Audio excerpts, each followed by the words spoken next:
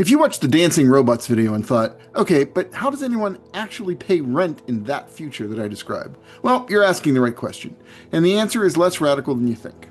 In the next 5 minutes, I want to show you a funding model that's built on systems we already have. Hi, I'm Scot Noel of DreamForge. This is a 5-minute focus. Let's engage. Someone left a comment on the Dancing Robots video, and it's the obvious question. If AI and robots do most of the work and humans aren't efficiently employable anymore, how does society function? How does anyone afford to live? It's a fair challenge, so let's work through it. Start with Social Security, because most people already accept how it works without even thinking of it as radical. Workers pay in, the money pools, retirees draw from it, and the government acts as the mechanism. Now, here's the shift. Right now, we tax human labor to fund that system.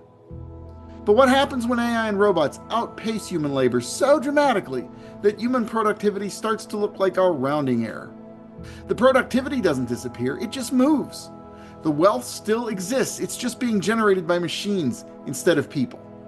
So the logical step, not a new idea, just an extension of one, is to tax the machines the way we tax the workers today. Tax AI software at the point of use. Tax robots the way you'd assess a human employee's labor. Pull a reasonable percentage into that pool and just distribute that pool, not just to 65-year-olds, but as foundational income for everyone. Here's an analogy that might seem sideways, but stay with me for a minute. For decades, undocumented workers in this country have paid into Social Security. I'm not saying it's fair, it's a genuinely complicated situation. But the structural point is interesting. They contributed to the system without ever drawing from it. Robots and AI would work exactly the same way. They generate value. They contribute to the pool. They never retire. They never collect. They just fund the rest of us. The wealth society produces doesn't care who or what produced it. It still buys groceries. Now, I want to be honest about the problems, because this isn't a slam dunk.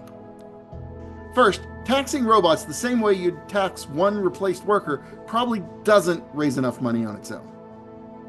You'd need multiple funding streams, automation taxes, AI profit taxes, possibly land value taxes. The architecture is more complex than a single payroll line. Second, AI systems cross borders. A robot tax doesn't touch a cloud-based system running on servers in another country. International coordination on this would be a serious undertaking. Third, and this is the biggest one, political will. Getting consensus around taxing the engines of economic growth is going to be a fight. It always is. But here's what none of those problems change. The productivity is real. The wealth exists. The only question is whether we have the collective will to route some of it back to the people who are no longer needed to create it. Universal basic income sounds like a new idea, but structurally it's not. We already tax labor and redistribute it. We already accept that some people, pensioners, the disabled, the unemployed, draw from a common pool they didn't fill alone. What's new is the source of the labor. The machines are the workers now. The question is whether we update the mechanism or leave it behind. I think we update it, because the alternative is a society that produces extraordinary wealth and distributes it to almost no one. And that's not a stable future for anybody, including the people who own the machines. Hey, this one came straight from your comments, so drop your objections, your improvements, or your yeah, but below. I read them. That's kind of the whole point. I'm Scot Noel. If you love hopeful futures and big ideas that actually matter, subscribe and come back. There's more where this came from.